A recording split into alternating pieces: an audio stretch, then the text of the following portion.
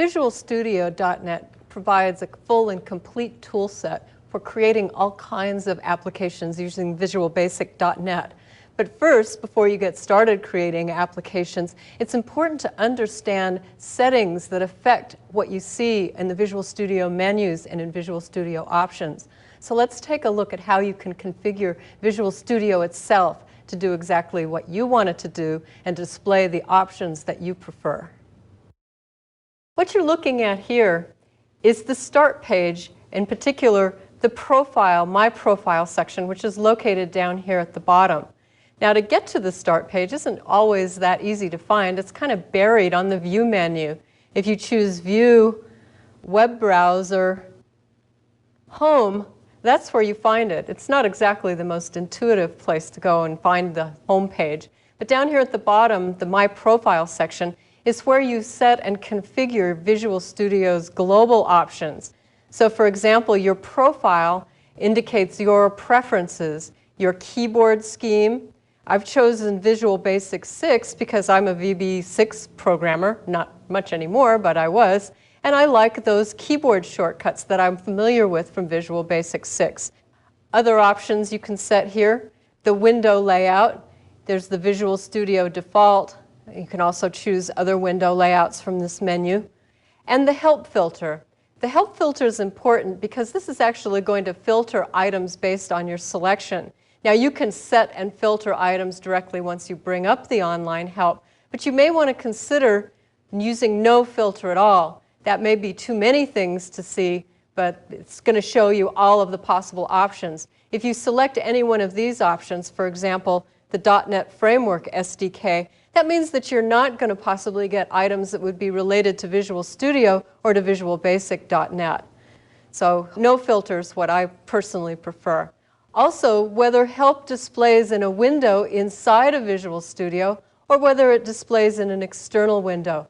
I prefer external help because the window size is a little bit larger and it's easier to read. Now, other options that you set globally for the environment are in the Tools Options dialog box. You can see that you have environment options, source control, text editor, analyzer, and a whole raft of different option groups here. The projects and solutions, this determines the default folder that Visual Studio is going to use when it loads your projects. So anytime you do a file open, that's where it's going to go and look. Another option you may want to set is to dismiss and not show the output window whenever the build starts. This will eliminate that window. And you'll only see the task list window if the build finishes with errors. I'm going to click the OK button to dismiss this dialog box.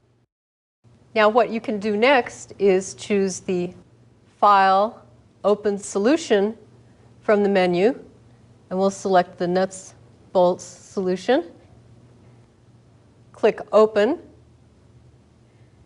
and the Solution Explorer displays the actual files in the solution.